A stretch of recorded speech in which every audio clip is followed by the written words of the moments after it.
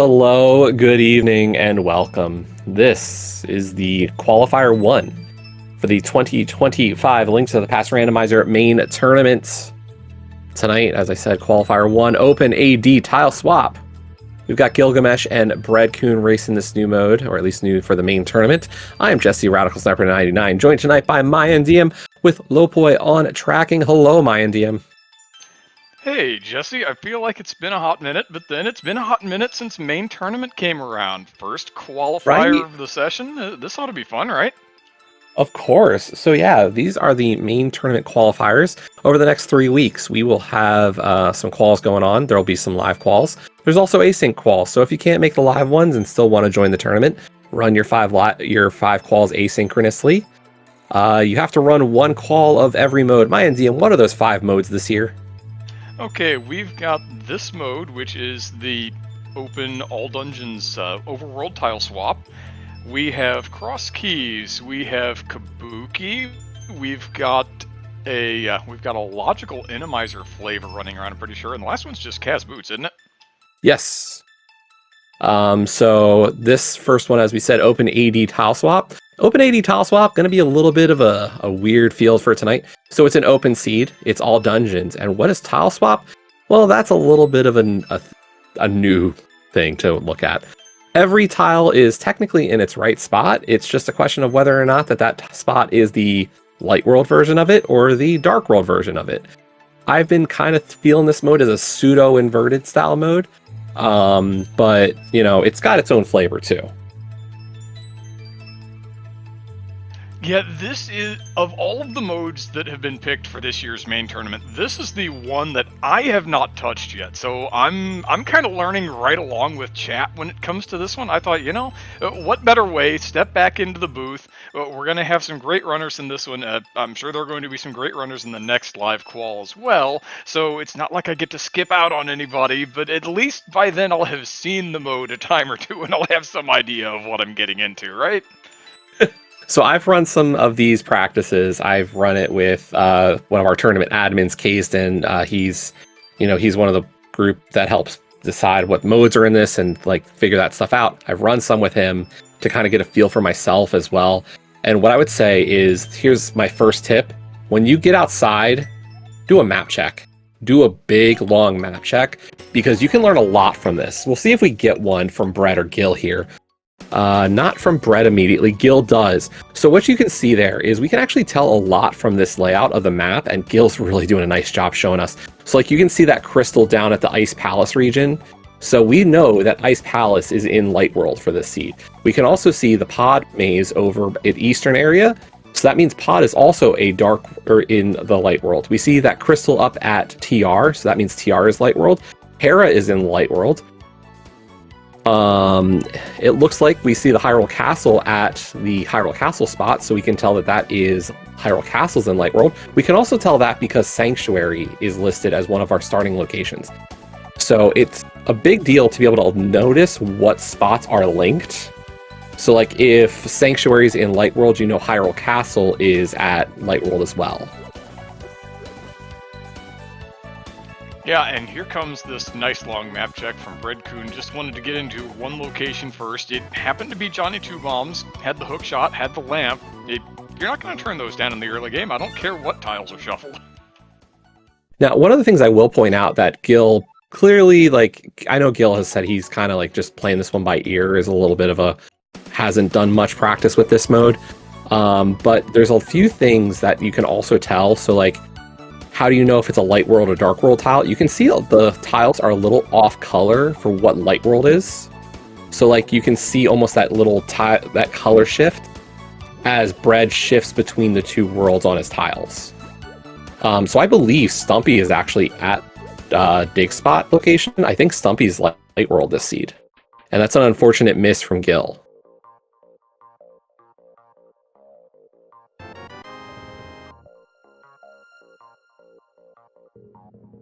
But yeah, so we're going to have quals for the next 3 weeks. There's a schedule in the main tournament Discord with all the live quals that are happening. So if you want to make those, we have our next one. What is it, Thursday night? Thursday night, I believe. Or Thursday after? Yeah, so Thursday will be our same time as this. Okay. So Thursday will be our next live qual, but if you want to join the tournament and can't necessarily make those, as we said, there are async quals. You have to run one qual for every mode. After the quals, the top 128 runners will get invited to join the group stage, and we'll fill that out. And then the tournament goes from there. So, you know, everybody's got their chance to make it into groups right now.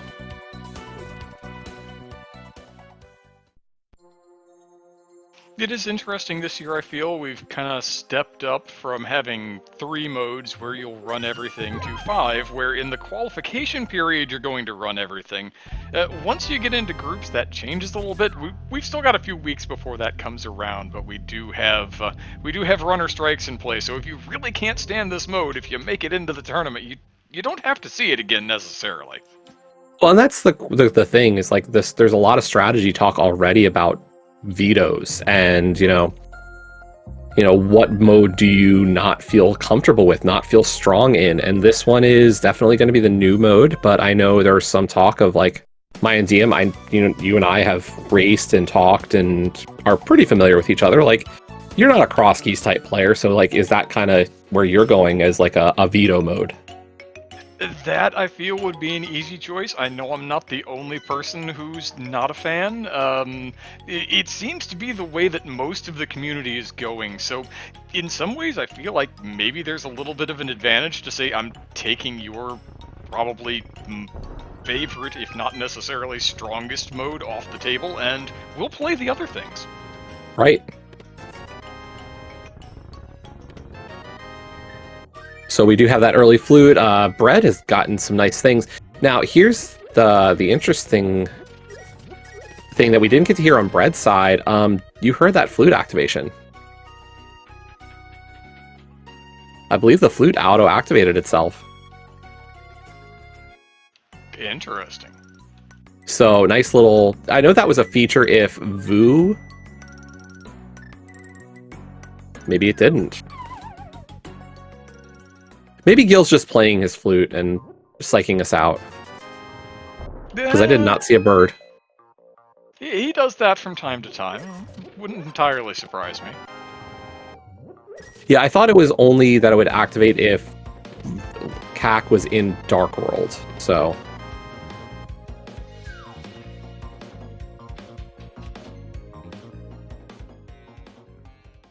Yeah, and here goes Brett. He is activating his flute. I'm hoping Gil gets some money before he gets to Aero Game again, so he can get some dig game money.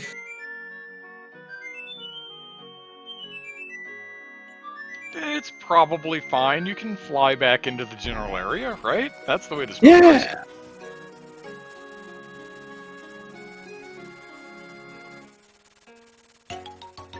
We are getting a check of the Smith screen. The Smith screen is vanilla. So I will point out for anybody who's like, how are you keeping track of this?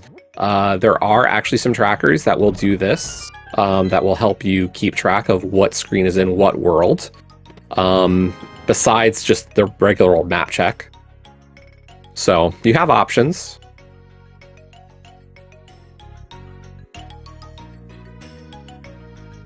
We're getting to see some good old 64 strats over on Bread's side for Aero Game. Love to see it. Just stand right next to the Game Master, wait until it crosses, wait until the target crosses that second drape or whatever those are, and hit the Y button. Easy game. Now, some people do know the special perfect strat, the 99 strat. A little bit faster. Into the same target. It's fun. It's a little faster. Worth a little more money. Yeah, we're already on red mail. This is free. Hookshot, loot, armor. We have a lamp for safety. You've got movement. You can solve some fire puzzles with that lamp. It's not a bad kit to be going on with in the early going, and it's not like we're playing Inimizer or something. Although with the world shifts, you can still run into things that are a little spicy for you. Now, the other thing we do know in terms of some of the caves or whatnot available, we can say that the Mini Moldorm Cave is in Dark World. Mini Moldorm Cave shares a screen with the Lake Hylia stuff, so as you can see, that Ice Palace there guarantees that Mini Moldorm Cave is in Dark World.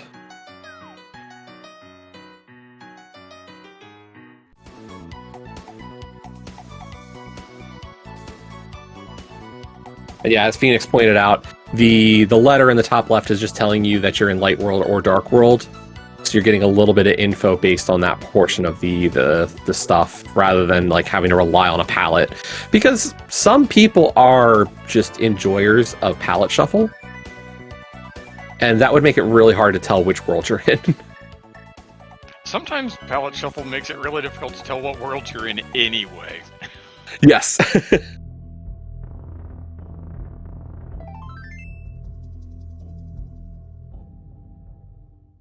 As much as I've historically been here for all sorts of nonsense, palette shuffle is one that just kind of never caught me. I don't know. Yeah, I just remember the idea that, like, if the palettes are shuffled a certain way, and, like, especially entrance, if you can't tell where you end up, you're going to feel really bad.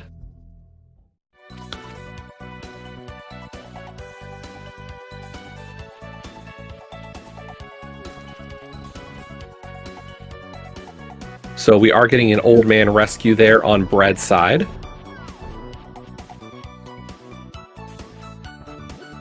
We don't have a ton of options on Death Mountain, unfortunately, with Hera and TR, both in Light Worlds. Actually, no, we do. We have Paradox Cave available in Dark World. So this is where that knowledge is going to come in handy. After Brett delivers the old man and checks Spec Rock, if he goes in that Dark World portal at the top of the mountain here and drops down and heads over to the right, he'll be on Light Death Mountain for that side and be able to get Paradox Cave still. So we've got options. And yeah, we did get our stun prize info from Bread on a crab over by Ice Rod Cave. Found out that our stun prize is just 5 arrows. That is a nice knowledge base. You know, maybe we can do something with it. Maybe we're running low on arrows. It's one of those kinds of things that you file away for future use. Once you have the bow, if you're running a little low on sticks, it's a solvable problem. Well, and the thing is like, you know, if bow is one of your go mode items, and like, let's say some of your last dungeons are... Unfortunately, Bread took the drop down without taking the portal.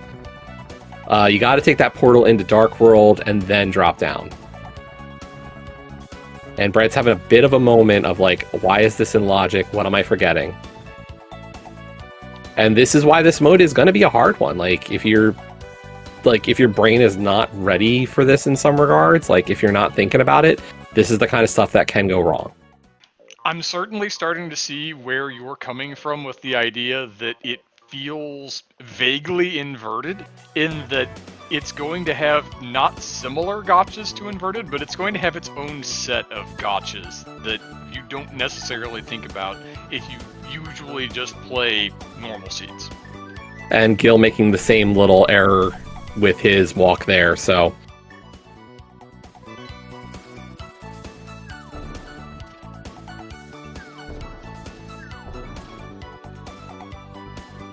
But Brett headed back up the mountain. Yeah, like from my playing of this mode and trying it out, I definitely had these moments the first couple of times where I was like, what is this expectation? Like, I had a map tracker and I was like, what is this seed telling me? How am I supposed to get to Paradox Cave? And then like, I was like, oh, that's what you think I can do. Okay, yeah, I can do that.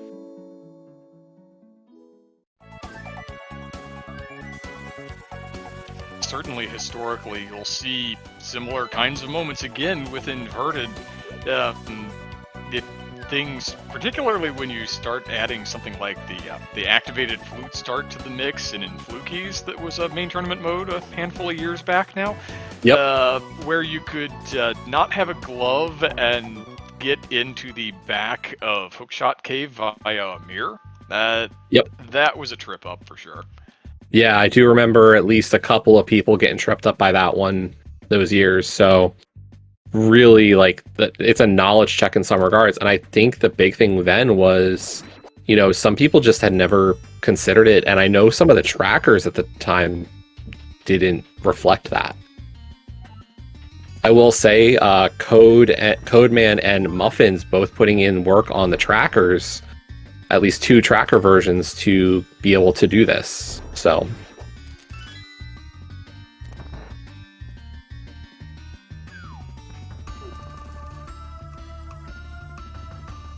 Yeah, I will say it looks like the bot may be having some issues for commands, so apologies. There's our first sword and the book. We can get into Desert Palace. Not beat it. There's our bow as well. That gives us some pod access. As we said, this is pod in Light World, so it's not Eastern yet.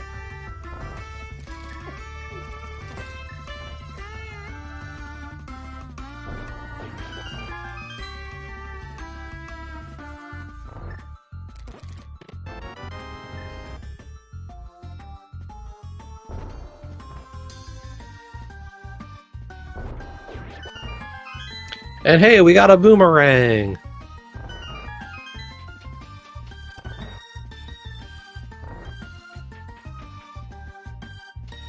And we cannot check a TR medallion. TR, of course, being in the Light World means that is...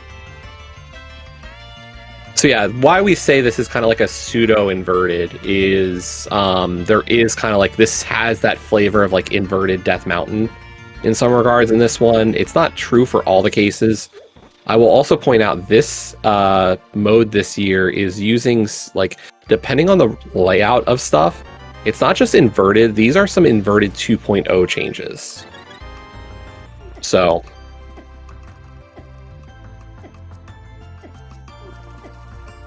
to answer the question about the inverted or the swap tiles, you can do a map check, and that'll tell you most info. There's a couple of spots you won't know from a map check. Like, you can't tell if it's Hype Cave or Light Hype Cave from a map check, but you can get a lot of that info just from a map check. The trackers themselves, we do have trackers that will track that info, but it will not automatically fill in.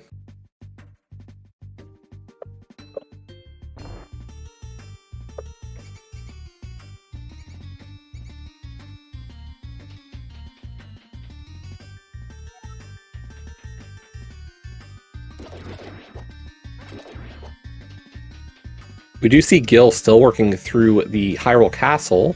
We're going to find out if he can get the small key here, and it is not the small key. So small key is somewhere in the back, glove locked. He did see the map, though, so we do have 2 items back there, but you're going to have a glove to get them.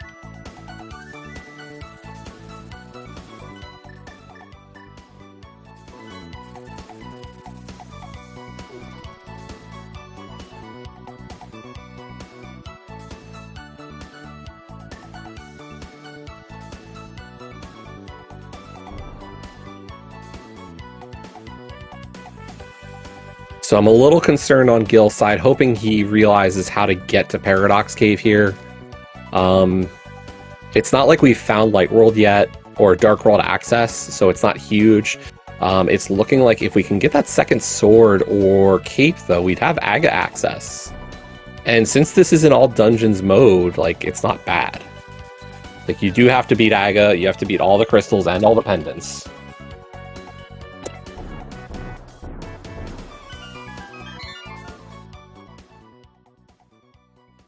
And a quick save and quit from Gil. Is this... I think Gil figured it out. I think he may, in fact, have figured it out. And yeah, I think he had that moment of realization, like, that's what I need to do. And here we go. And I need to go check this before it falls back out of my brain with whatever I find in Palace of Darkness.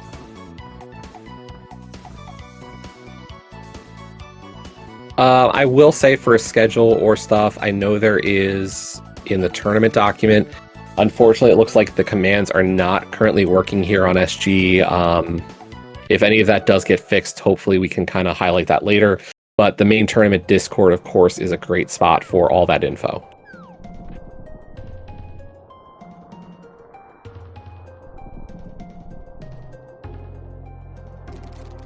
Yep, and as we thought, Gilgamesh has figured out how to get around on the Death Mountain side of things. As Bread works his way through Pod. So far, 2 keys. Shocker. Surprise, surprise, you're clearing out the front of Pod in a non-key sanity mode. What do you think you're going to find in a non-key sanity mode in Pod? I think 4 keys at minimum, usually. 4 keys at minimum. And a shield. Oh man.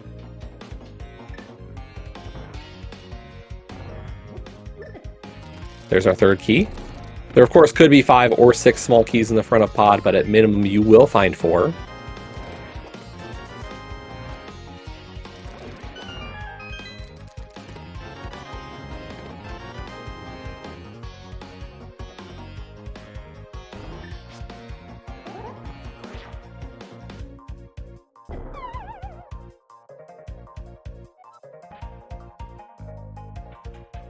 And I will say, you know, with this first qual, we get to highlight Bread and Gil. Over the course of Bread working on setting up that Death Warp, it's going to be hard with the red mail, so I really appreciate the strategy here on his end, going, let me take some damage. There's our other item in the front, so that's our big key. But yeah, so we're going to try to highlight as many runners as possible over the course of the qualifiers.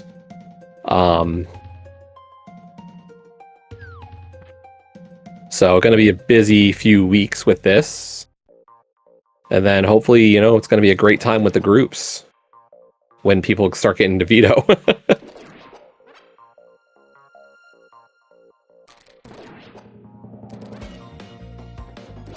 And honestly, I think that Qual period in a lot of ways is the most fun. You just get this big group race atmosphere that, Jesse, you and I got into this community at around the same time, and big group race was kind of the default at that point. You got together on a SpeedGaming daily, and a couple of people got on the restream, but there were 20, 30, however many other people running the same seed. And the community's changed a little bit over the years. Some people may say fragmented, some people may just say there are so many modes that everybody's managed to find something that they really enjoy, but either way, now main tournament quals is where we can kind of harken back to the days of yore, where we get a whole bunch of people in a race room in one seed and everybody have a go.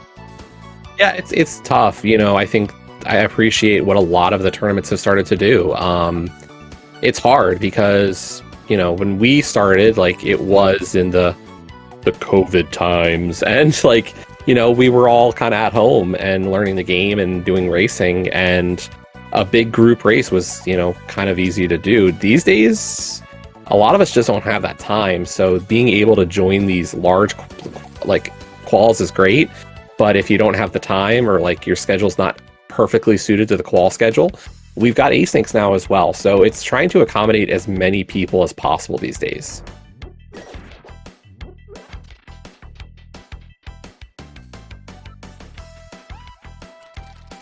I will say that mirror is really fiendishly powerful for this seed.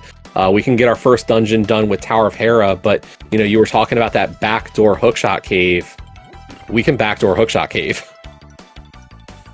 Surprise, surprise. Surprise, surprise. Hope people are familiar with that one.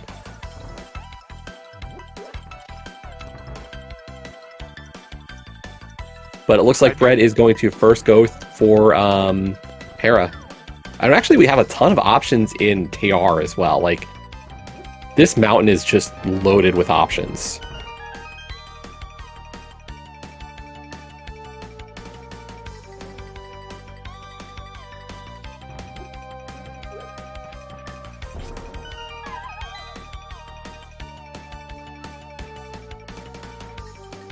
Just as long as you remember how to navigate it. Yes.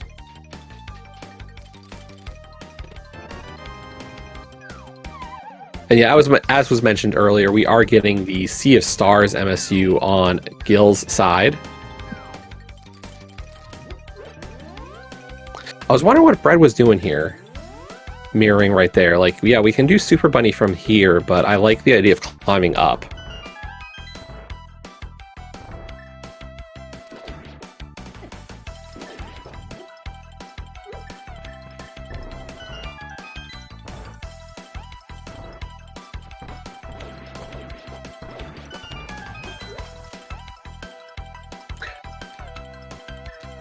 So just as a note, we have 24 runners in tonight's first qualifier.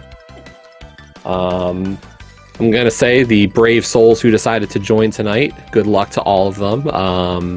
I'm sure there are also people who, like yourself, my DM, had said, you know, you're looking at this race to kind of learn a bit about the mode. There's our cape.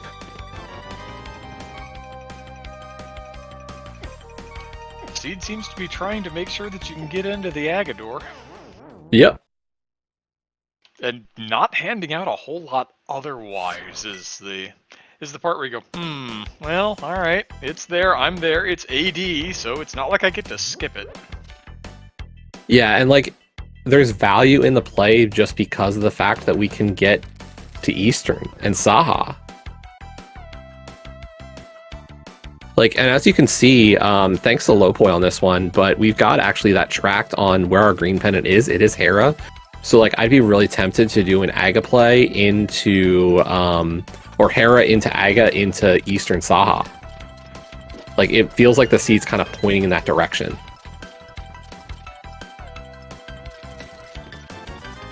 And then as we can see, Bread remembering his backdoor hookshot cave, so we're going to get 4 more item checks in here.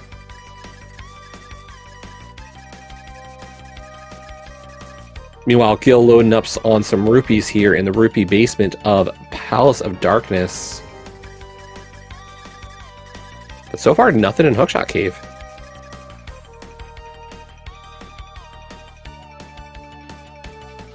Meanwhile, Bread taking an additional loop here in Hookshot Cave.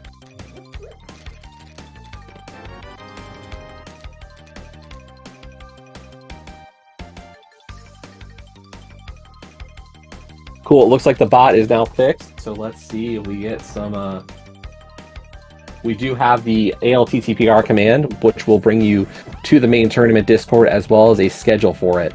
If you have any interest in learning about the schedule for the tournament, joining the quals, how it all works, that is all available to you now, so highly recommend. I will say, I think, okay, Brett's going to be able to get here. I was like, yeah, the pegs on the bridges, it's all great. We'll see if anything could be on Ether Tablet as well. We're going to get at least a check from Bread.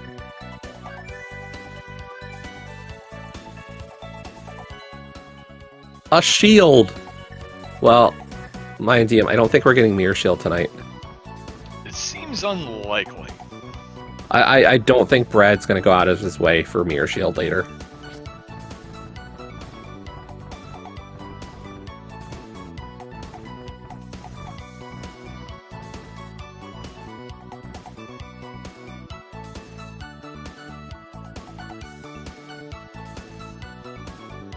But yeah, I want to say both of our runners tonight, I believe, were in the field last year for the 128. Actually, we know that because Gilgamesh was actually our second place finisher last main. Was our runner-up last year. Yeah.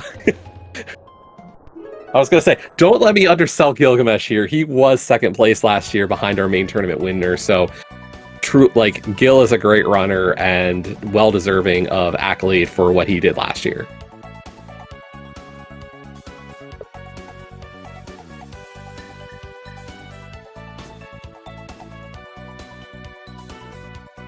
Like, it's been a year, but yeah, no, Gil is very deserving of runner-up in main last year title, so.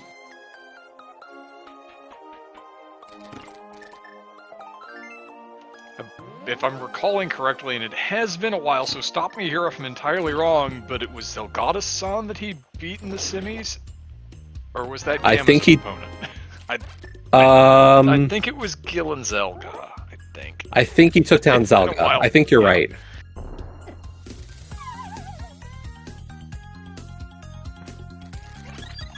There is our first dungeon down for Brad at the 27-minute mark, getting his green pendant, and look at that beautiful red orang just floating there.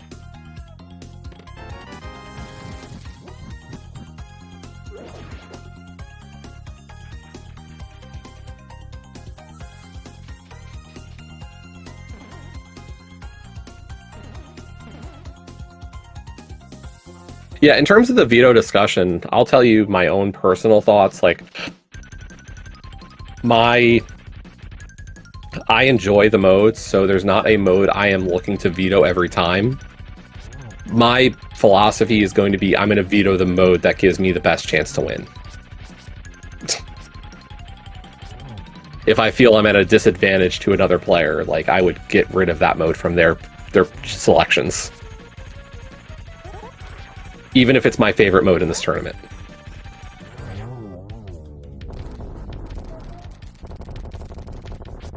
And I think you're going to see a lot of that in what you would say are maybe the top half of the 128, who are going to say, I can play any of these. I'm going to pick what I think my opponent's strongest mode is, and unless it's also my strongest mode, and I just think I'm better than they are, which is, right. Again, when you get into that upper echelon, that could also be a consideration.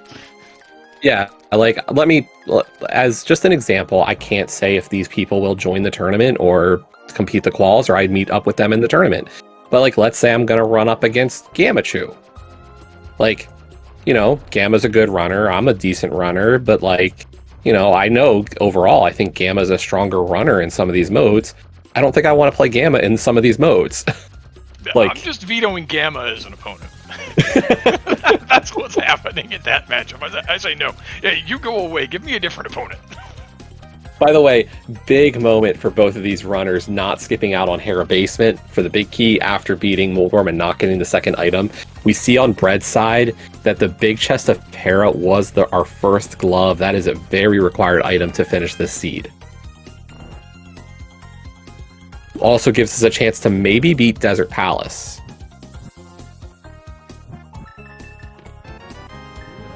And this could be playing a little bit qualifier safe. There's our flippers.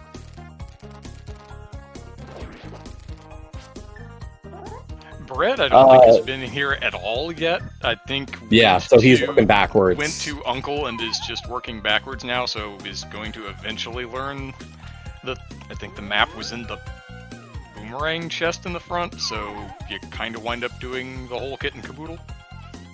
Yeah, we've kind of evened up a little bit here. I will say Guild has not done all of East Death Mountain, but that glove will really work to his route here to just walk over and get Hookshot Cave and Super Bunny instead of doing what Bread did with the mirror shenanigans. Now, it looks like... So on Bread's side, though, he didn't do TR checks with the mirror and instead decided to go with the escape play. He's going to... Actually, he's taking his cape and saying, this is an Aga seed. Much respect for Bread saying, I'm going right after Aga here. It gives you some earlier access, as you were saying earlier, to the eastern area, which is in the Dark World this time around. There are quite a number of checks there, plus you just pulled that green pendant out of Hera. You just get to go over there and make a bit of a clean sweep.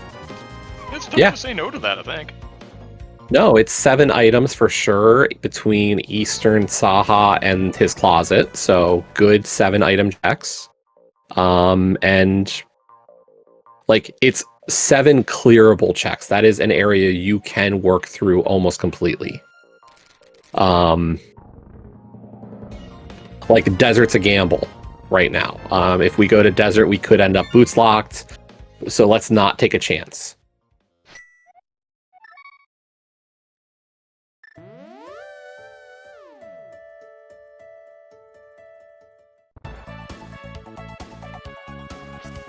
Gil remembering back of escape here, gonna get his flippers.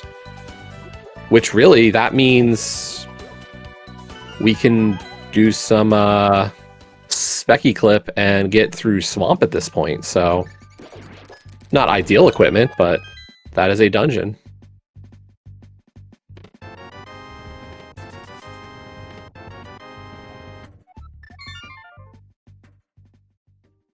Now, Gil had already seen all the rest of the checks in there, so he pulls the Key of Shame. That wasn't the Key of Shame to Bread. Bread hadn't done any of those checks.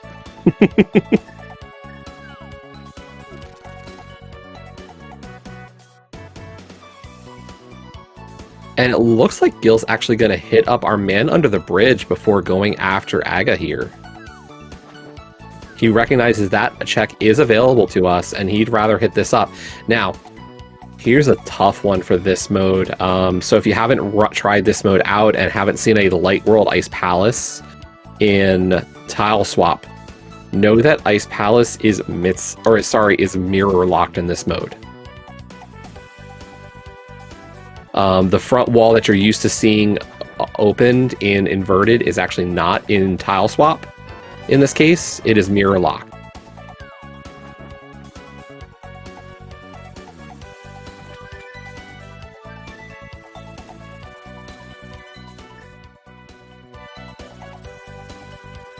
As I said earlier, this mode does use some of the Inverted 2.0 settings, and that is one of the ones that is new.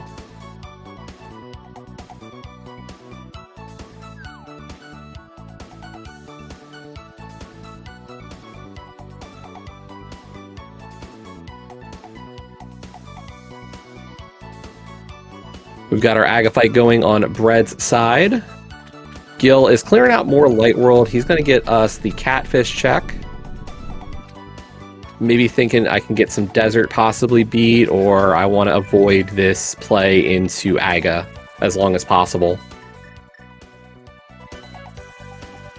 I'm not sure that I really agree with the dodge Aga this hard in an ADC, but you know, I wasn't main tournament runner-up at any point in my rando playing days, so we'll let Gil off the hook on this one, I think. Meanwhile, Brad takes down his second little dungeon there with Aga Tower.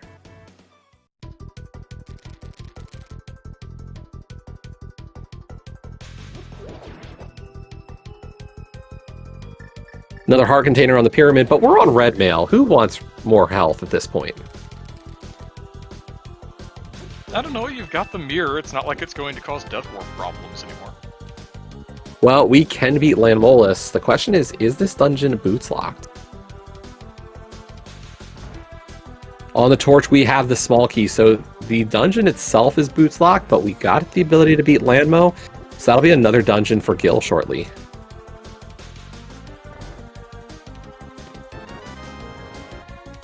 First item, though, is single arrow. Nice. The game knows what you need to beat Landmo on this equipment set. It's just helping out. Yeah, no. Bo Landmo coming up.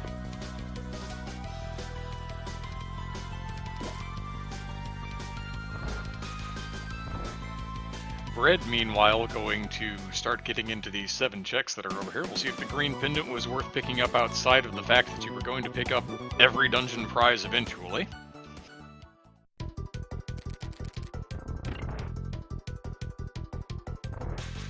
That's a nice pickup. That is our red cane off of green pendant. So some more options. We might have a clearable mire. Also, we get the mushroom.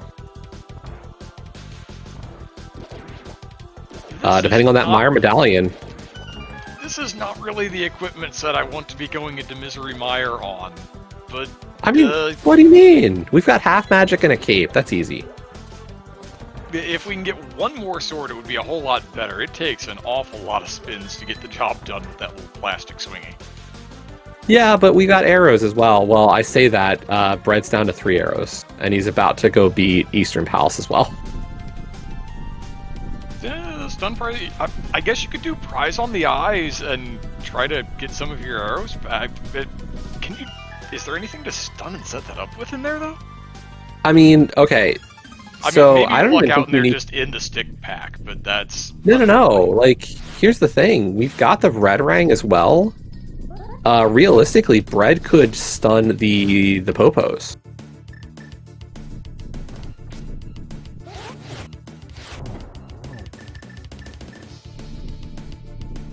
Not the mirror, Gil. Not the mirror. That's always scary. But there goes our first landmo.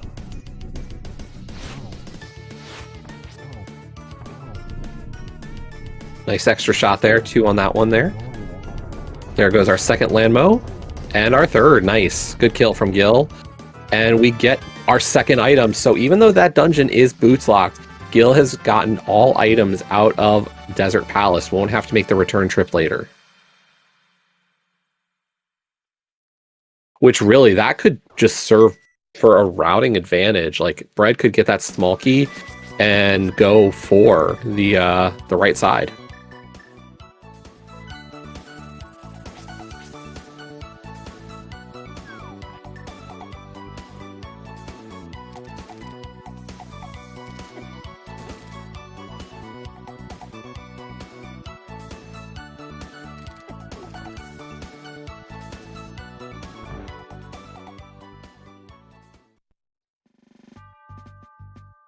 Yeah, no, there's plenty of arrow pots here. We're just thinking, like, if Bread were to go to Mire or a runner was to go from Eastern to Mire with the cane, then they're going to spend at least 18 arrows to kill Armos here.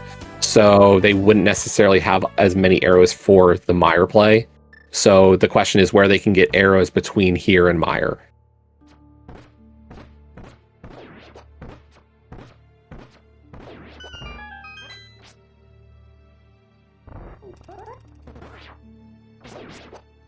Like, our core offense right now is the bow. By the way, no choices required for Eastern Palace today. Now, when you wind up with that vanilla location big key, the palace kind of speaks for itself.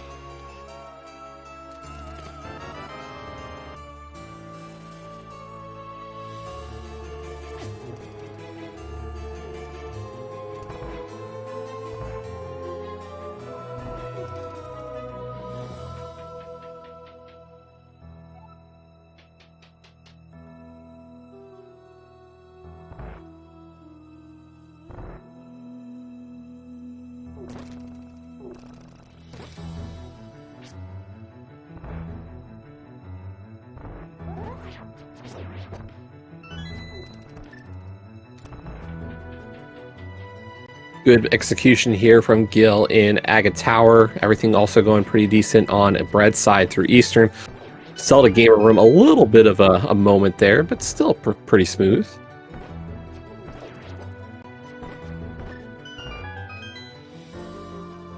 Down go the red Igors. We are about to see Armos, and yeah, Bread is going to get as many arrows as he can, or at least up to 29. Well worth his time before proceeding after this.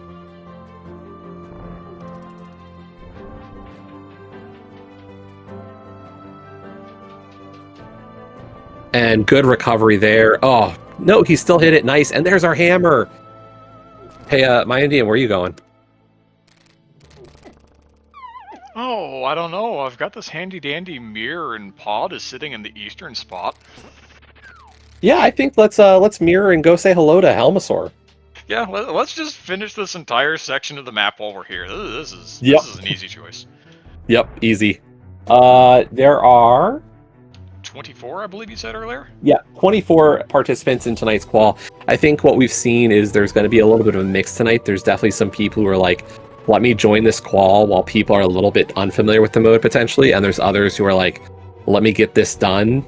So there's a good mix. Or there's also people who are like, I've never tried this mode, so I'm going to maybe join one of the later quals for this mode.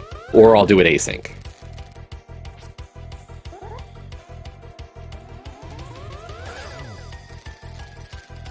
And it feels like the kind of thing where it could go either way. Maybe you run into a seed that's not got too many of the gotchas of the mode in this, and maybe you don't. It's impossible to say in advance, but it seems like a reasonable call either way. Yep.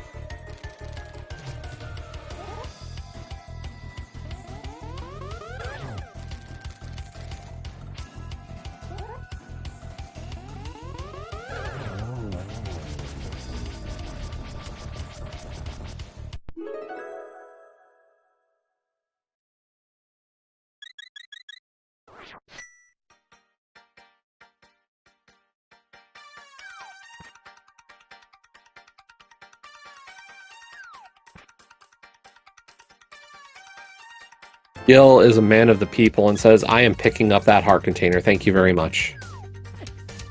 We got it. We need a bit of the fluff RCR, right?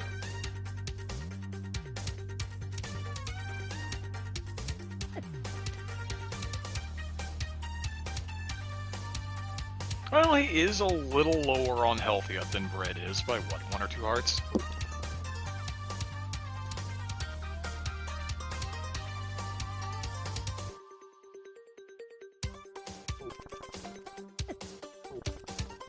So no, the quals do not drop your highest and lowest. You run one qual of every mode, so all 5 have to count.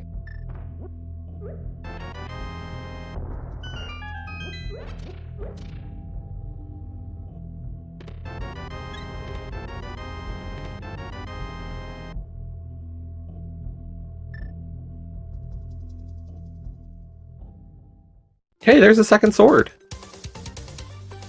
Yeah, we like those. Yeah, we definitely like those, especially if we're going to possibly, like, at this point, I think I'm fluting to 4, going into portal there at the pegs right below flute 4. I'm going to do mini Moldorm Cave to Swamp Palace to Mire area. And hope that I can knock out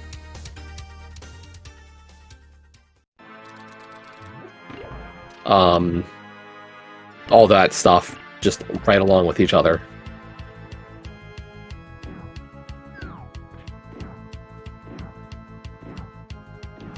But Brett has other ideas. We've got a flute to 3 instead.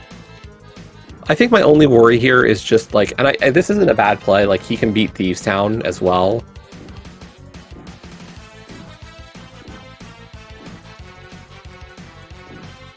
I'm curious what Brett's doing there, because that was fine what he was doing.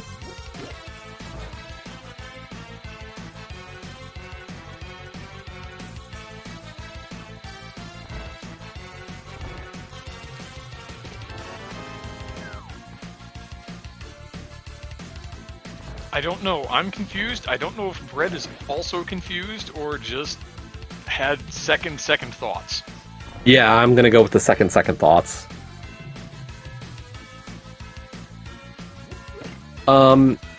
Doc, to your point, I don't think you're necessarily wrong. I think from a mathematics perspective, it's a little bit weird weight. Like, you'd probably see the same mode get the drop score for being the lowest just because like certain modes have such high variance. Whereas like Kabuki and Cross Keys probably will have default to higher scores. So some modes wouldn't factor into scoring as much, and I think you want to see all 5 kind of get a little bit of weight to the final score. That's just me, but I don't know. Like it's not my pay grade.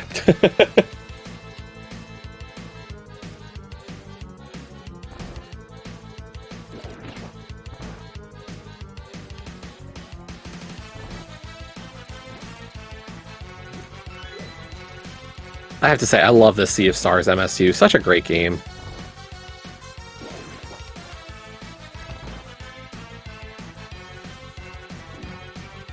The game seemed like fun, although I didn't play it. The music's a little hit or miss for me. Okay.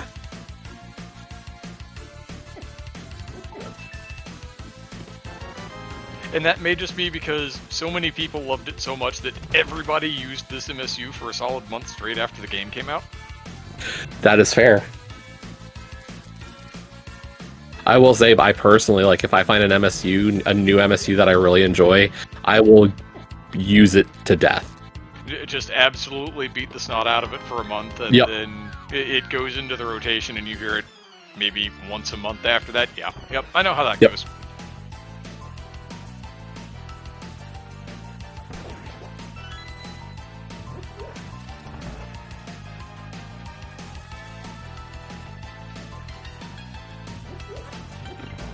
Meanwhile, Gil is getting close to our Armos fight.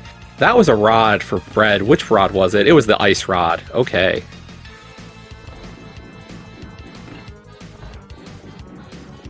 Honestly, now that I think about it, like, besides Medallion for Mire, what do we really need for Go mode? And Fire Rod, of course.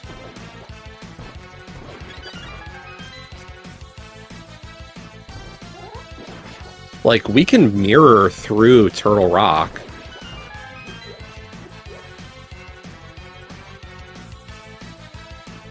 We might be able to get away without Mitts in this seed.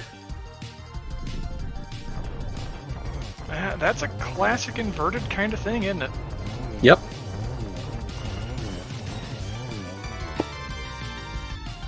There's the hammer for Gil. By the way, another nice little feature of this seed is running on the overworld rando branch of the randomizer. So as you can see there on Gil's side, that 5/6 crystal is actually colored like a 5/6 crystal.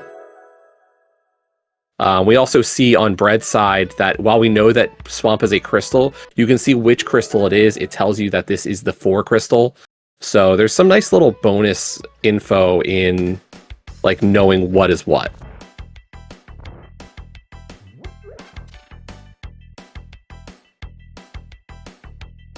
Oh, you're right. Sorry, Staves. You got me. We do need mitts. Oh yeah, what have we both forgotten? Meyer.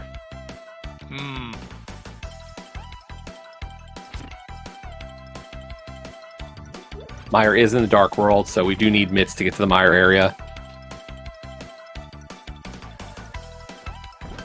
Doesn't mean we couldn't see seeds in this tournament where Meyer is, or where mitts aren't required, but tonight is not one of them. We do need them.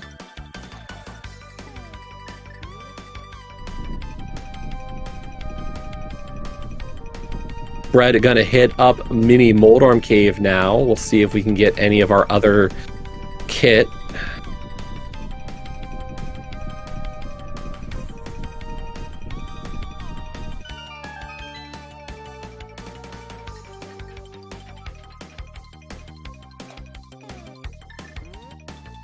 Nice use of ether there.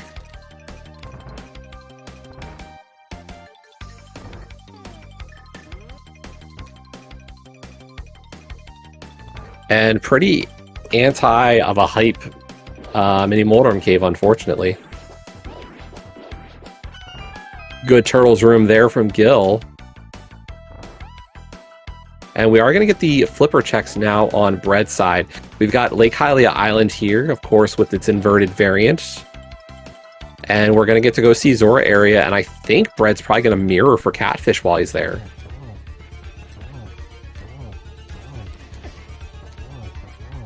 Because I don't think Bread did Catfish, did he?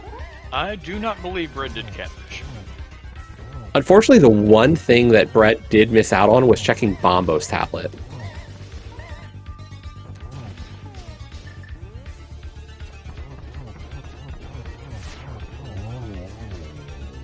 Nice bow strats there from Gil on Helmasaur King. And there's that second sword for Gil.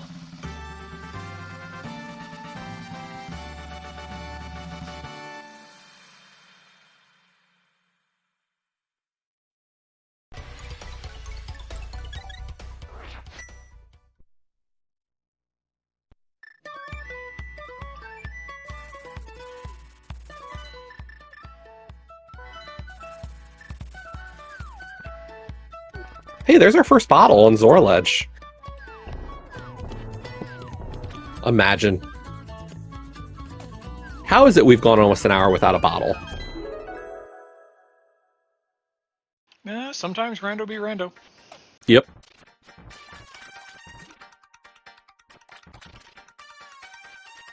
We're also going to get Zora here, and Zora has delayed information. That is a shovel.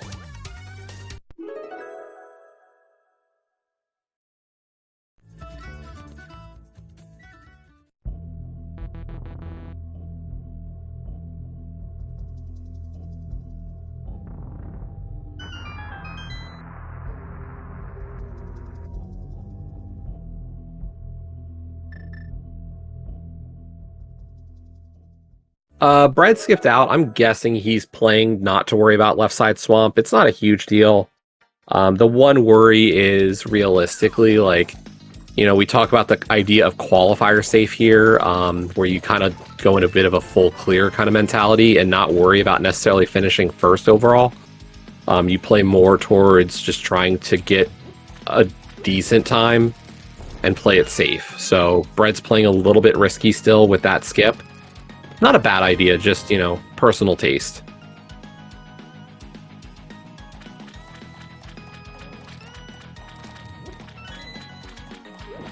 Feels like the kind of place where if you're going to make a skip that's a reasonable one, you can count on at least some other people doing that, so if it burns you, it probably burns a decent chunk of the field as well, and you're still not in terrible shape. Yeah, like there's going to be a lot of top runners in this race going for broke, trying to win this qual. Like, I taking a look at the list, like there are some very high-level runners who are going to say, I don't care about playing safe, I will get in regardless, and if I do poorly in this seed, it's okay. I think the bigger issue for Bread is worrying about Bombo's tablet. Like, if Bombo's tablet is something, I feel like a lot of the other runners will hit that check.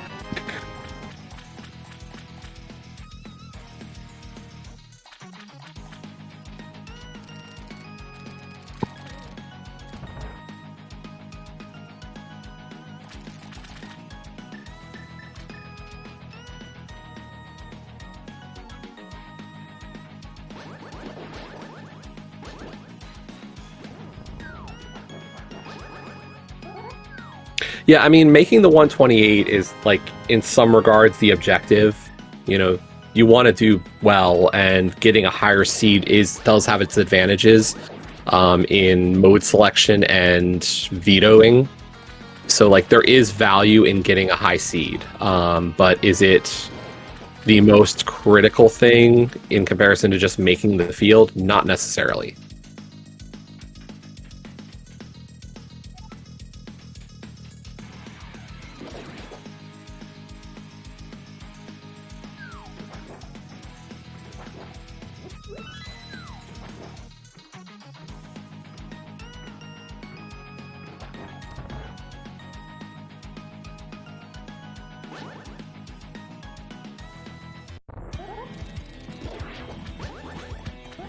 Red spending 10 rupees to gain 50 there, not exactly what you're looking for.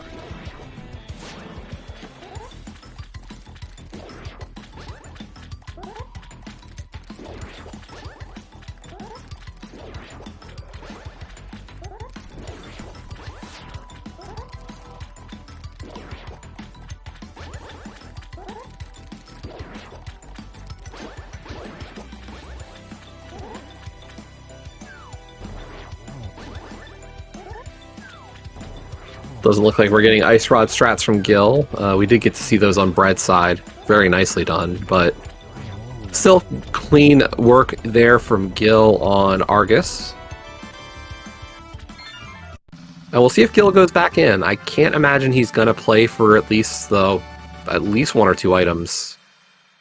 I didn't keep special track, but I did see we got a big key, so there's at least one item still. And a map. So we've got two items in Swamp. Okay. Two, yeah.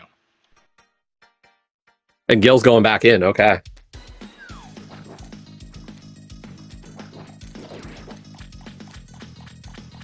Getting the bottle check here with Sick Kid. Does the sick child have anything we need? No, that's just a heart piece.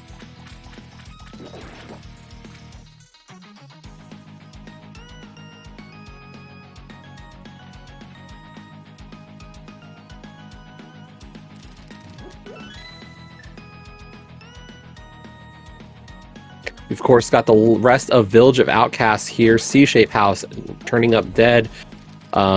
Big moment, of course, is will Gilgamesh get something of value here? I mean, even a sword or silvers or, like, boots, which may not even be required to finish the seed, would be a benefit to him.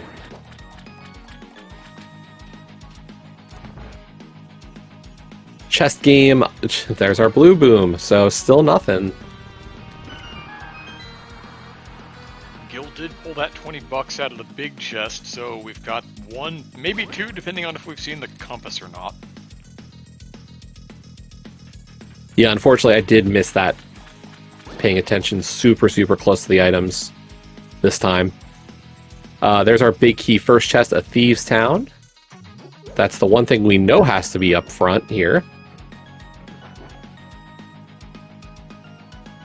I love that hookshot, as always, to that pot in Thieves. It's got a bunny beam under it, but if you hit it at the right angle, you can get a little bit of a hook on it and speed up your movement just that little bit.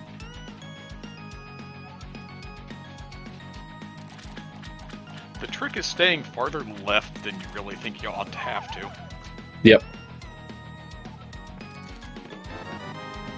there's that compass we weren't sure about. Last chance for Gilgamesh here in Swamp Palace. Is there anything of value? Just another heart container, so nothing really required, but peace of mind. We'll see if we get...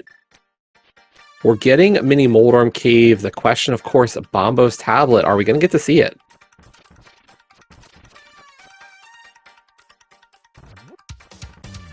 I am concerned about Bombos. And it's a dead check to these runners. Nobody goes there.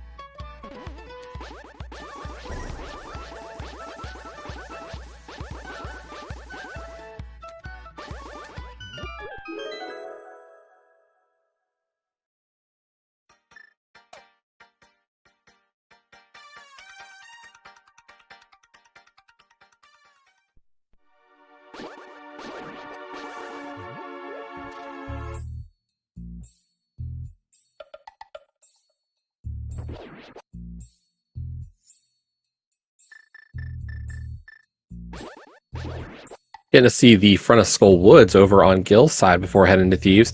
If he can get the boots, it can make this dungeon a lot nicer.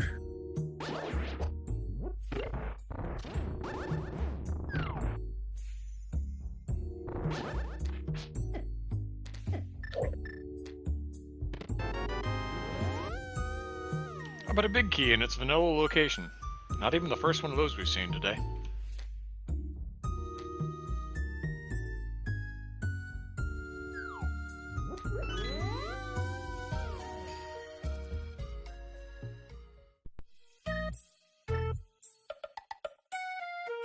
Yeah, we do see mention that that Bombos medallion does give us Ice Palace now. Go into Light World, mirror into Ice, so that's a full clearable dungeon. Not bad. Maybe not ideal, but you got Samaria, you got Bombos, so you got the tools to beat the dungeon. Let's go for it.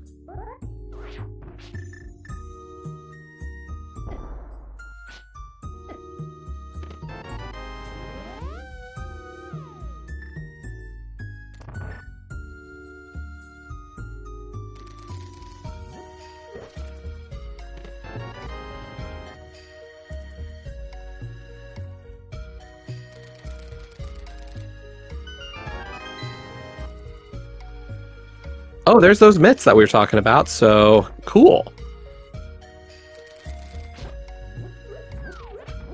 So that could be Meyer as well. At minimum, we should go and probably give a look over to the Meyer area. But we are going to get hammer pegs and maybe purple chests?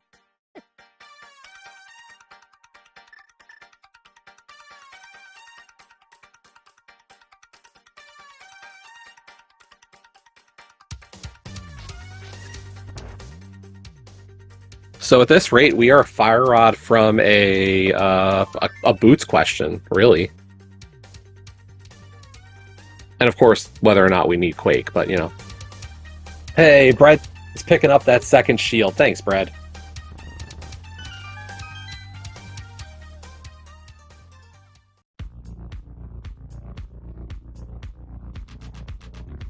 Lion DM, are we going to have a rule of fire seed tonight? Is this what we got? It is starting to look that way, isn't it? We're starting to run a little low on Locanet. Now, Meyer on the table, potentially? We could... I think I checked Shed real quick before Ice. Like, let's check out Shed, maybe check out Checkerboard really fast. If I'm Bread, check out Desert just to know if I'm boots locked. Like, do I need boots to finish this seed? Or at least, do I need boots to beat desert? Like, there's always that chance of GT and we just don't know. Mire is our last pendant. So even if we can't get into Mire, like, ooh, that could get a little bit interesting. Mire is, though, it is Ether, so we can beat Mire. We are just looking for a Fire Rod, potentially, for Go Mode.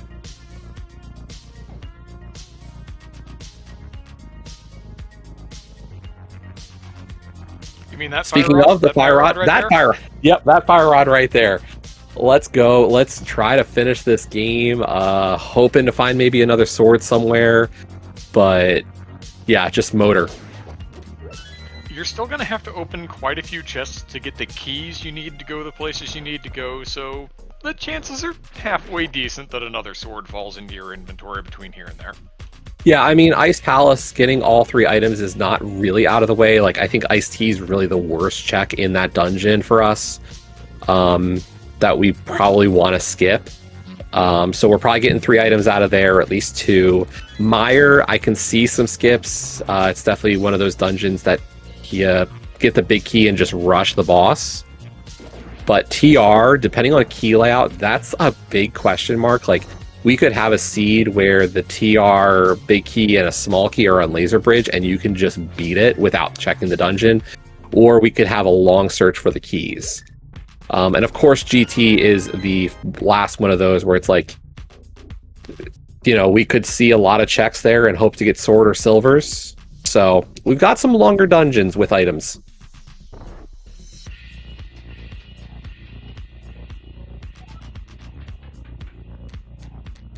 I will say Bread has a bit of an advantage. Gil isn't far behind, and already has the desert clear. So we're at 6 dungeons apiece. They're each in their 7th. Hopefully Gil, after this, does head for the Mire area to get his Fire Rod. I don't see a world where that's not really that unreasonable, but he could try to go after Ice.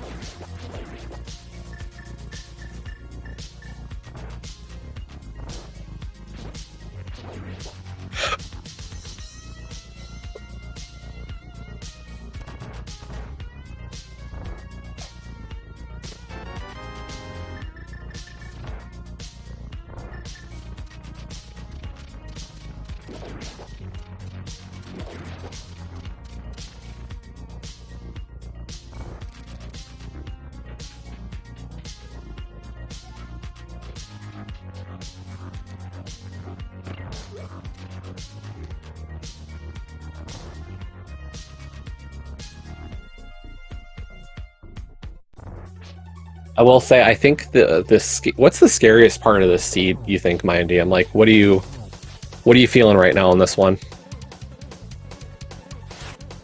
In terms of what exactly? Like TR could be a little ugly depending on what the key layout looks like, but that's just weird inverted-ish mode things. Like, I am really concerned about these mitts. And not necessarily the ones that Gil just got. I am more worried about the Hera mitts in this seed.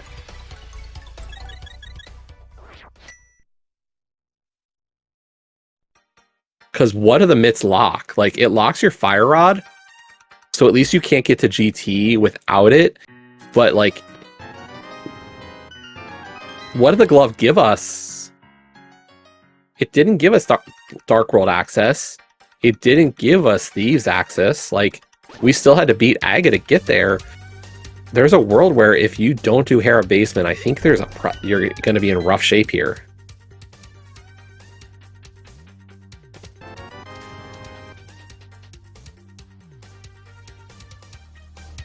Yeah, you certainly could wind up searching for that for a while, couldn't you? Yeah. And again, it kind of comes back to that question. We've certainly seen Gilgamesh playing in what you've been referring to as that qualifier safe sort of manner, where he's really leaving no check behind. And of course, there are 22 other people running this. It's entirely possible that not everybody is playing in quite that manner, and that Hera Basement, it takes, what, 45 seconds or so, grand total? You've got to sit through a tile room? It's not a quick check. And then reclimb Hera. Like, that's a lot of effort, and... You know, you skip that check, you're clearing a lot else. Like, Ice Palaces is available with this layout. So that would be my concern. But Gilgamesh is in the mire area, working through to the shed. He's going to get his Fire Rod for what we believe is go mode. The only question is that 1 out of 22 chance of GT Big Key on the torch. So, looking pretty good. Like, you like those odds. Yeah, you'll play to those odds. Now, main tournament qualifiers doing main tournament qualifier things. People will probably remember, if they've been at this for a while, the Mimic Clip seed. From, what was that, a couple of years ago now? Yeah. Not everything always goes smoothly for everyone in these main tournament qualifier group races, that's for sure. Wasn't that seed where, like, a bow was in pendant pod? I believe there was a bow and pendant pod, yes. Good cape spins here from Bread, taking down the eyes for Vitreous. Very efficient, good coverage on his cape spins. Down goes Vidi, and just a small key there. So we didn't get any additional helpful items, but, you know, I think at this point, like, you gotta just run with it. You're going to Ice, or you're going to Skull or Ice next. You're gonna beat that dungeon, beat the other one, and then you're up to TR into GT. Like, you're just going here. At this point, you're close enough. You go until the game stops you. Yes.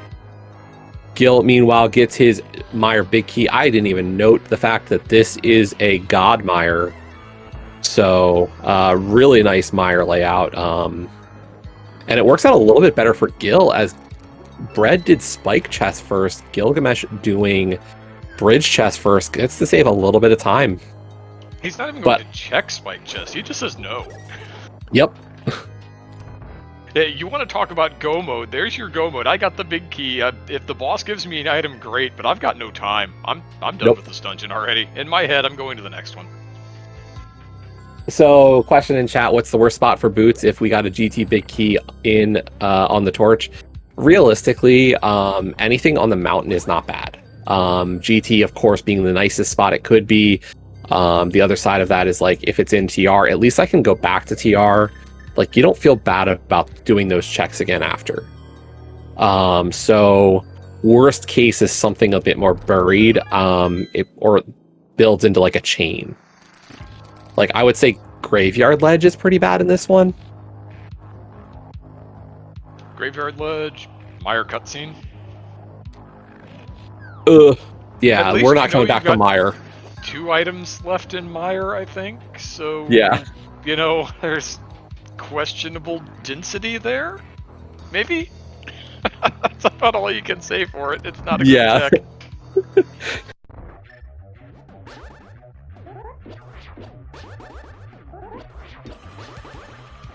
Getting some spins from Gil as well.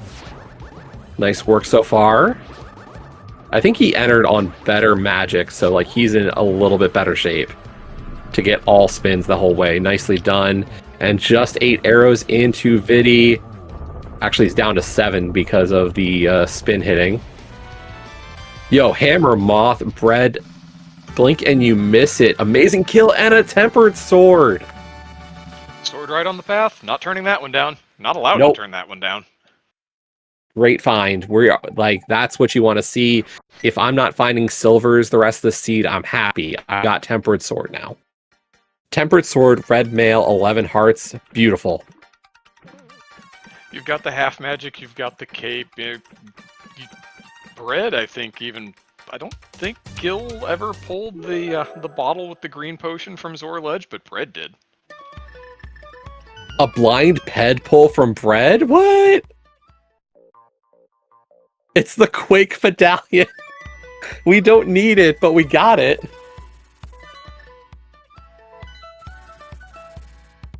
I gotta say, Bread, given the hype to the viewers tonight with that.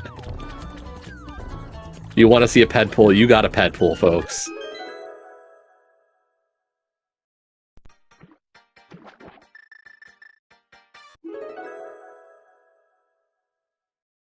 Nice routing there from Gil, recognizing how to get into Ice Palace here. I'm not sure. Brett, are you looking for boots? Like, really looking for the boots?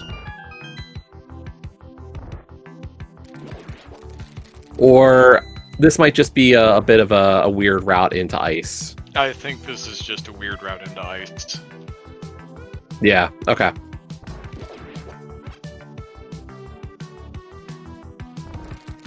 Now, we do not need the Quake medallion for this seed with TR. It is the it is the TR medallion, but realistically, we do have better options. Like, we can mirror around that dungeon pretty nicely.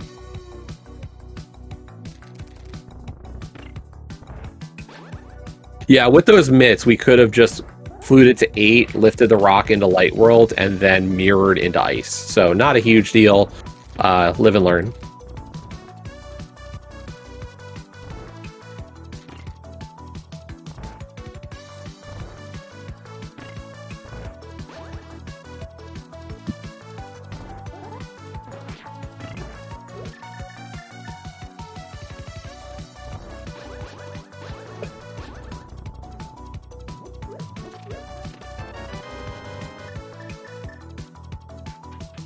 That what, 3 vanilla big keys now?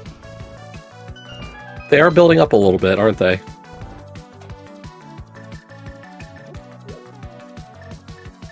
Ice, Eastern, and Skull? Okay. I was gonna say, because I don't remember the others having it.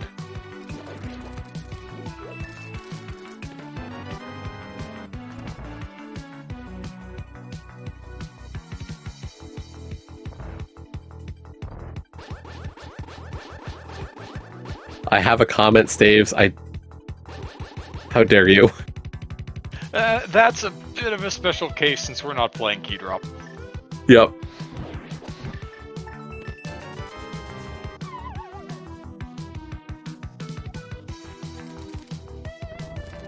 We are seeing a lot more checks here from Gil, hoping maybe for a sword or silvers, not knowing that Skull is gonna have his tempered.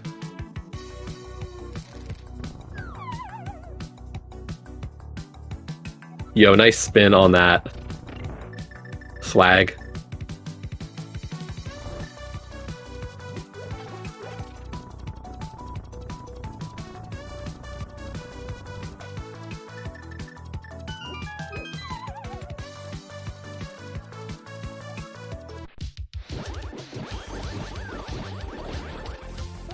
Some nice beam dupes there. Really well done from Gil. And then he's going to just be able to spam Fire Rod here on the Puffs. Great kill, even on only Master Sword.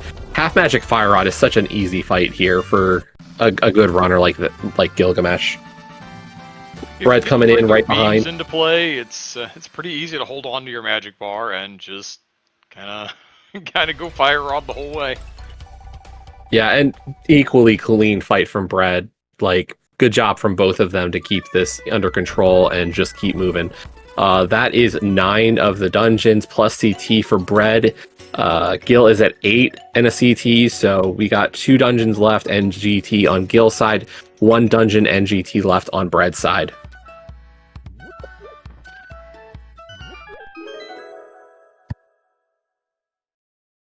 Oh, my damn, we forgot. Hera was vanilla. Oh, yeah, of course it was. Yeah. it had to be, because that was why the glove was so terrible. Yeah.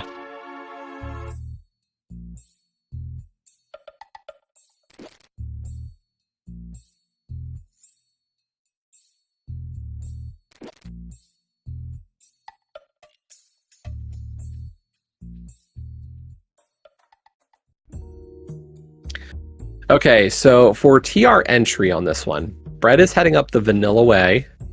We have to head up this way, actually. Or not the vanilla way. We're heading up Light Death Mountain here. We could either hookshot across on the light world or the dark world side, or we could mirror here and then walk across the bridge. Either is fine. It looks like we are going to drop down and go across here. And then the question is, will Bread mirror in, or will he open up the front door of TR? Now, in terms of opening up TR, there is a way to jump on the back of the turtle. Oh, we're Fairy Ascension caving. That, we don't see that too often outside of entrance rando. Interesting.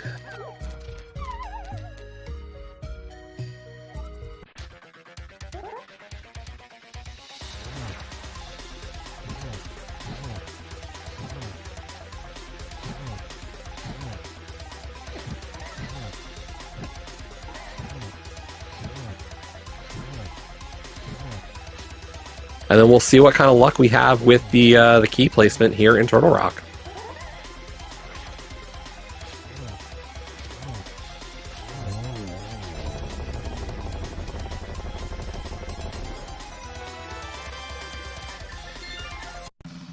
We got at least a small key. Skull down for Gil, though, and his Tempered Sword. But just 2 small keys on Laser Bridge, so we're going to have to wander backwards.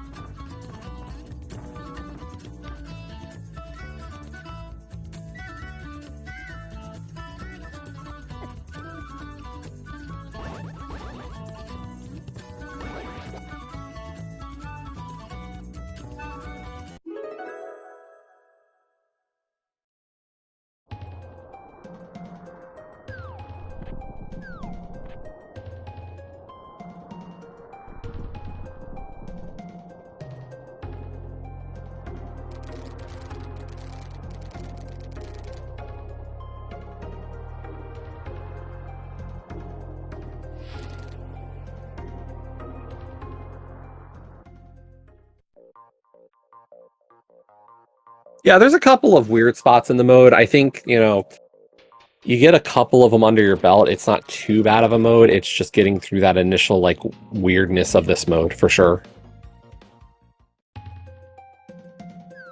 If you do decide to join the tournament, I will say we have asyncs of all 6, or sorry, all 5 modes, so you can get some practice on all of them. Definitely a good amount of fun to be had. And it looks like our TR big key is in the front of TR.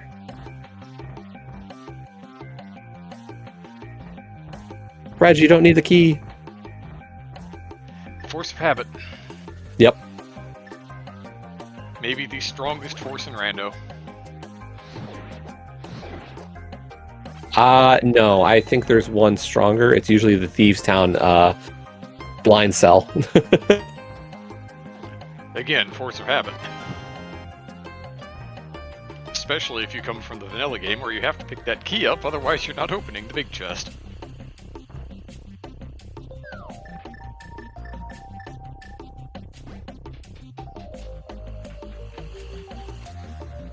But yeah, big shout outs to the admins for creating a bunch of asyncs, and for community member James FNX for putting together the website where it hosts or all that stuff. So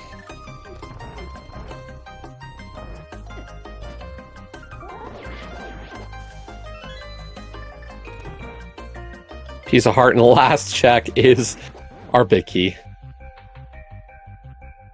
Bread cleared all of Turtle Rock looking for the big.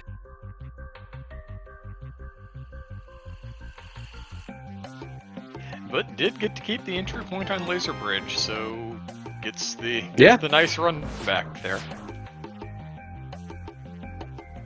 Bread down to 3 hearts. We'll get the heart. Oh, he gets the anti-fairy. Nice.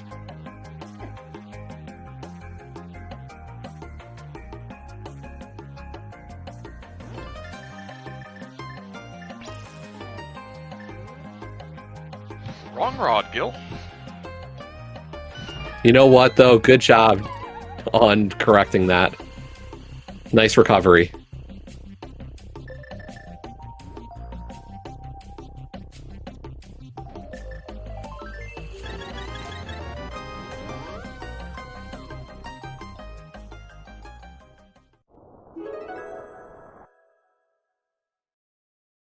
Good kill of Trinix there on Bread's side, and here we go.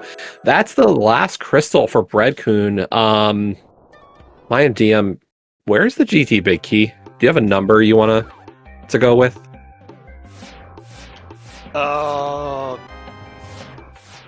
17 would be vanilla. Okay, 17 it is. I mean, we seem to be about 50-50 on vanilla bigs. A little less than, but... I'll say number 10 tonight.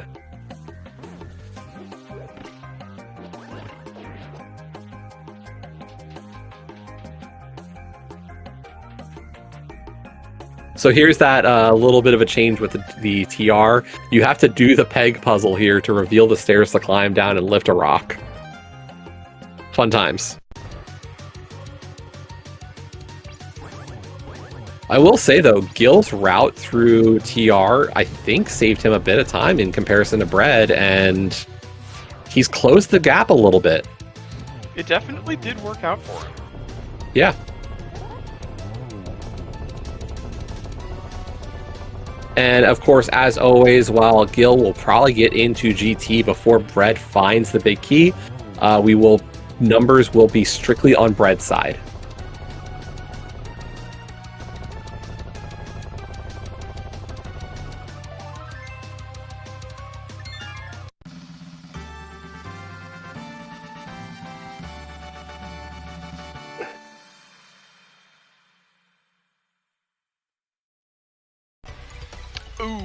Okay. The answer was 1. Did we have any 1s in chat? No, we did not. We had a 3 and a 4. Oh boy, here we go. It's a boots hunt. The boots! Sure, in chest 2! Oh, video game, you are a video game sometimes, aren't you?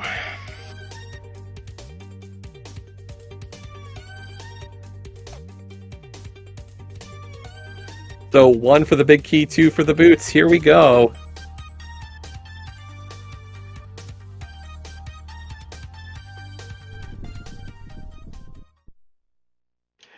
And Jesse, you were wrong. Gil was not in GT before Brett got the big key.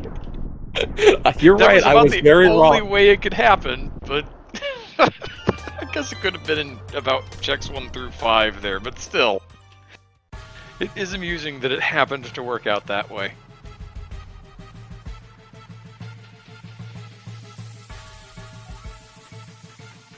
And Gil gets the bad news. And he'll immediately get the good news. And he'll go get the good news. It'll be great.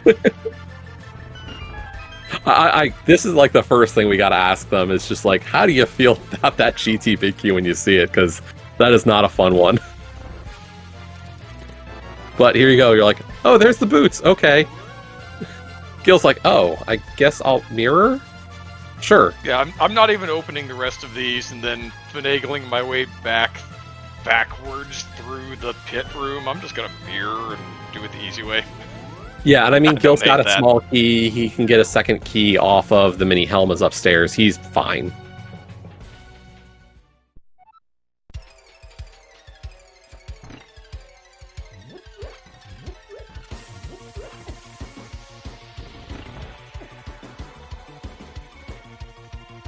So we've got a race up GT here. Mind you, we haven't talked about this tonight. How does scoring work in these things? I don't know. As long as they haven't changed it, are we still setting par on the top 5 finishers? I mean, that's the way we've done it historically, but... Yeah, I believe it is still top 5. So what'll happen is the top 5 runners will set what we're calling a par time. It's the average of their 5 times. Every score is based off of that par. You take 2 minus your time over par. It has a max value of 105 and couldn't go all the way down from there.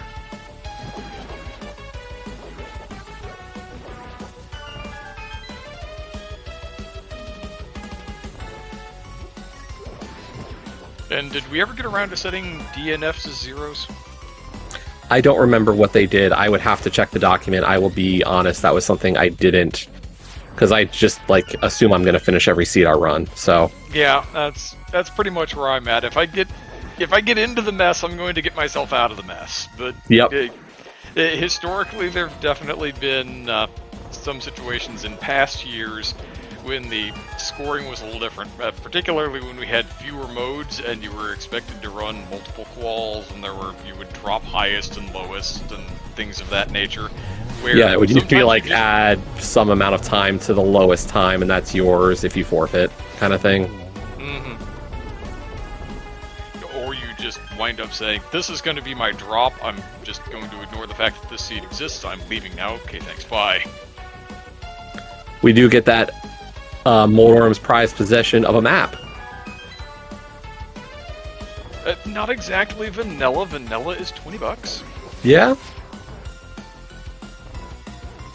Maybe the compass was in Compass Room. It's possible. We didn't see it. Yeah.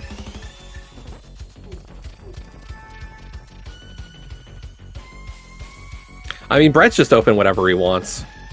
At this point, Brett's like, I see a chest, I open it.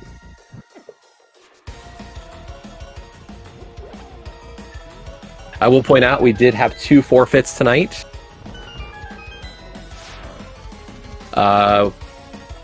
We had a forfeit so far from Hitsuyan and Power to Mario.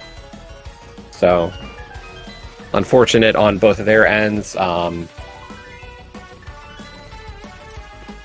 Now, we were talking about drop scores when we were talking about scoring. That doesn't exist anymore, but everyone is allowed 1 rerun, and it's really there to account for things like technical failures. But if you just decide the seed has gone so poorly for you that you'd like to give it another go, well, you're stuck with whatever your new score is. You can get 1 new seed of it, but that's as far as it goes. Yeah, and when we say 1 rerun, it's not that you get like, 1 rerun for every mode. It's 1 rerun. So like for those 2 runners in particular, like you don't get another chance to change it up. Like so if you have a power outage in the middle of let's say you're doing cross keys in a handful of days and your power goes out, well, hey, you're using your rerun there. And then you've just got a DNF on your record for this, which is not really where you want to be. Nope.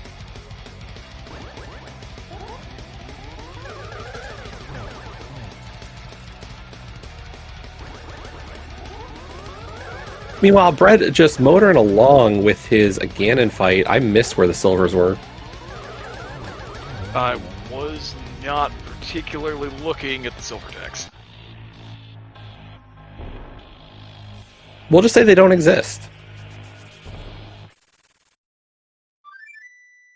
Yeah, it's fine. The first time I ran one of the main tournaments, they didn't. We did hard mode only that year.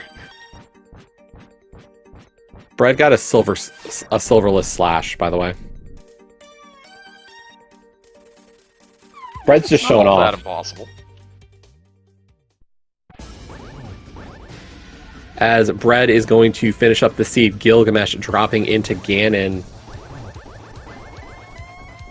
And massive GGs tonight to Brett Kuhn, as Brett is not just our first runner on Restream.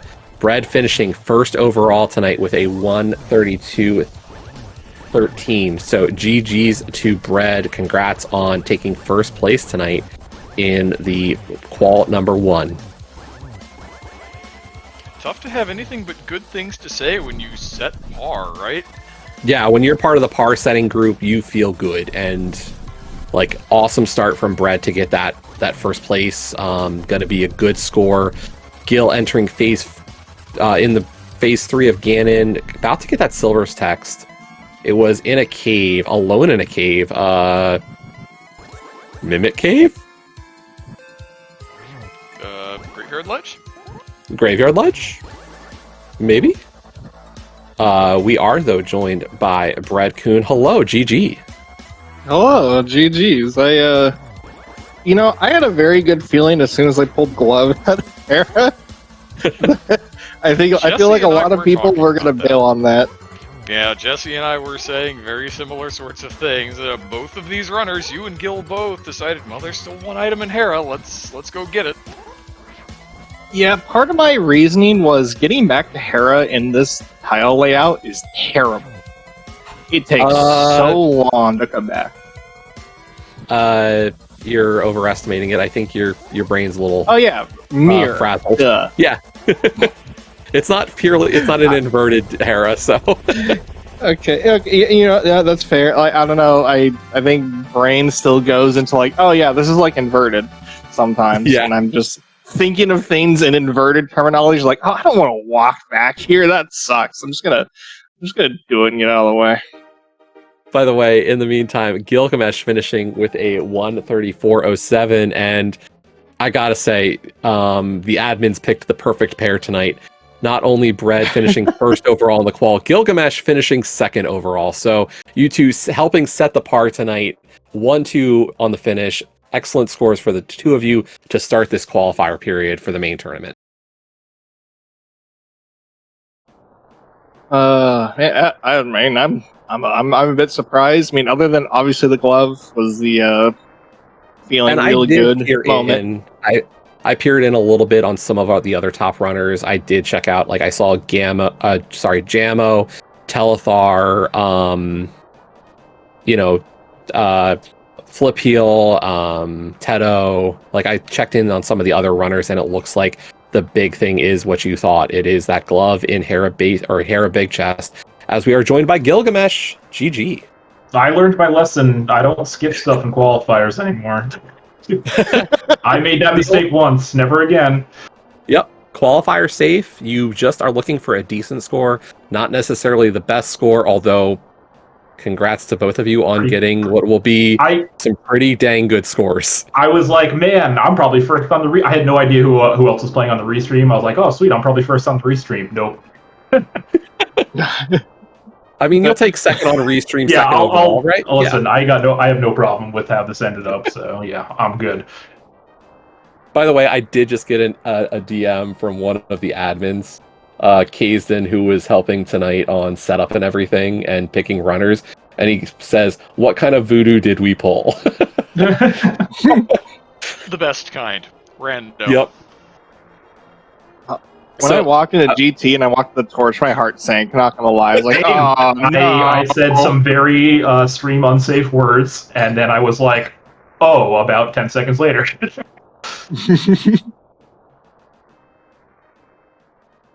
Yeah, that was going to be my question. You guys definitely answered that one. So how'd you feel about this one? I guess we had a little bit of a shaky moment on Death Mountain early, but it seemed you both kind of coalesced into good routing on this one. Yeah, I mean, this is only my second time playing this mode, and it will be my last time playing this mode. But I just, I don't have the early game routing super great down, and I was like, I did the Death Mountain stuff, and my tracker was like, yeah, you can Paradox Cave and all that stuff. And I was thinking to myself, how? And then I was like, I'm just going to go to pod instead. And as soon as I opened pod, I realized, oh, that's how you do it. And I said, okay, well, let's go do that first. Classic pseudo-inverted trap, right? Yeah. Mm-hmm. Yeah, and I was slightly confused, too. It just, after I flew it away and did, literally 2 other checks or something, I was like, oh, yeah, no, that's how I'm supposed to do it. Never mind. Yep, no, I got it. And I'm glad I did, because you needed that bow in order to get the mirror to continue through the rest of the scene. Don't you mimic clip? My mimic clipping is poor at the moment, so I can clip Fair enough. when my D-pad is mush, but I just recently changed the membranes in my controller, and it is not mush anymore, so my mimic clipping has been a little shaky, so I don't trust it at the moment. But yeah, I will say, Gil, thank you for the early map check and the long map check. It was really helpful to kind of explain how valuable the map is. I warned Aurora when they DM'd me about being on Restream. I was like, yeah, sure, if you don't mind the comms talking about a 5-minute map check, I'm fine with being on Restream. No, as a commentator who does this regularly and knowing this is the first qual and probably a lot of people's first introduction to tile swap, being able to talk about the power of the map check in this mode was really nice. I mean, I think you have to. Like, if you're not Yes. starting this mode with a map check, like, you're doing it wrong. So I know, Brad, you walked still down did to run height a little first. click. Yeah.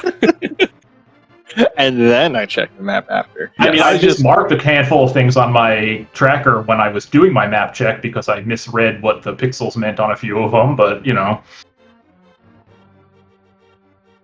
I mean, I got the bombs. I walked out. I was gonna do a map check. I was like, well, let me see if there's hype cave down here. Oh, never mind, hype cave's here. All right, well, let's just go do this. Then map By check. the way, just so the viewers are clear, while these two runners are completely done, they are the only two done. And in the race room, we have crossed the 140 mark in terms of time. So we still got people chasing third place, fourth place, and fifth place to set par tonight. give me that hot 104. Yeah, have fun with your hundos. Must be nice. It is, because I went into this qualifier thinking, you know what, if this ends up being a mid score, whatever, I don't really care. So to have this very likely be my best score, I'll take it. Yeah, definitely a tough decision on this one. Running the new mode as kind of your first qual. It's like, are you catching people when they don't know the mode, or hoping that works out better? I just wanted to get it over with as soon as possible. Yeah. That's my thought. No, that's fair. We did just get our third place finisher, Falcon, with a 140.59. I have to say, I'm not too familiar with Falcon as a runner, but GG's to Falcon tonight. Falcon, I believe, solid member in the Francophone community. If yes. I'm not completely misremembering. Played in something, some group stage of some tournament within the past year, I think. Okay. So yeah, congrats to Falcon being part of our par group. And we'll see who finishes that out. We do get our fourth place finisher, not far behind, Flip Heel, with a 141.26. So what's your guys' plan for rest of quals? Live quals, async quals, mix? I'm going to try to do the live ones if they line up with my schedule. I don't know. I have not looked too closely at the schedule yet to know which ones I'll be able to do, but we got some time, so I'll take a look, and if I can hit the live ones, great. If not, then I'll just run these things. Yeah, that's pretty much my exact same thought process. Like, I would prefer to do the live ones because I just find like a big group race environment just more fun. It's always a fun look at the race room and stuff. For like rewatching the restream and see what happens. But if it doesn't work out, I'll just do an async. Oh well. Yeah, I mean, if you got the mental fortitude to do those kinds of things, I know I've talked to some people who say like big group races causes them to kind of spiral a little bit at times, so they want to avoid that emotion. Out watching the timer. Yep. I see. When I get to a certain point in the seed, I just close the room. And when I get to a certain point, I'm like, all right, looking at this is probably going to make me feel worse, so I'm just gonna leave window to the side. Usually, for group races, because I will occasionally meta finish times a bit if like something if something really crazy happens and I know I skipped something like the Agita's Cave skip was not intentional. I just want to throw that out there. I meant to do it after Desert, but after I beat Desert, I realized, I can do Aga and then my brain just immediately tunnel visioned on that, and I completely you forgot did to do the desert Aegis check. super early. I did it so late in the seed because I wasn't sure boots were required, so I was just putting it off forever. I mean, I didn't feel like I had a whole lot left at that point, and I was like, well, we got the book early, so maybe it was something, and it wasn't anything. But I got to do a very bad bow Lambo fight, and I'm sure Clear Mouse was thrilled. As usual. Respectable attempt. Sure. You tried. You tried. I did try. And you know what? That's all you can ask when, like, if you don't practice that fight, because, like, when do we expect people to do bow Landmo in Rando? Like, that's an NMG tech for sure. Yeah. I will say, yeah, we got our 5th place runner Clink tonight, 144.11, followed really close by Jammo, 144.13. So we got our top 5. So score calculations can begin. So yeah, as I said, we had 2 forfeits. 7th place, Telethar, 144.37. So times are going to start coming in. I'm guessing I can say for sure that I did check in on Jammo and Telethar and Teto. And the 3 of them all had missed their mitts early, or the glove and Hera. So I think that's what really set them off. That's super reasonable to do, because by the time you're up there in the mountain, you do have full Aga kit plus the ability to just do a lot with how the tiles are connected. So, it's super reasonable. Just go. Oh yeah, I'll just go to. You have to do Aga anyway. Just go get it done. Yeah, I have a bow. I can go to Eastern. I don't know, man. Cool. The very first qualifier I ever ran for this game, I got burned by skipping Hero Basement, and never again. It's an attitude of, like, I just want to make sure that I get through the qual period safely. Let's make the 128. I'm trying to win. I'm trying to get, if I can score a 90 or so on the qualifier, that's good enough for me. Yep. No, it's a valid strategy. It should keep you safe through, and then, you rely on, if you want to make those skips when we hit groups in the bracket stage, then you do that. Yep. So.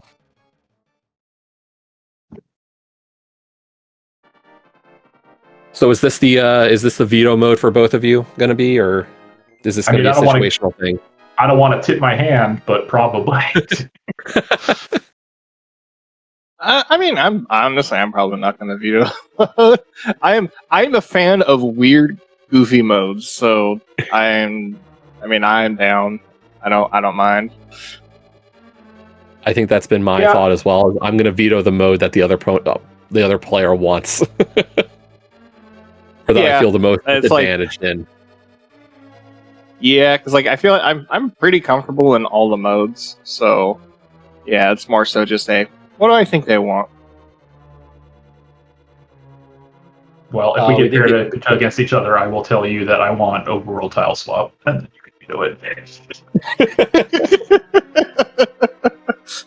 Oh no, the mind games.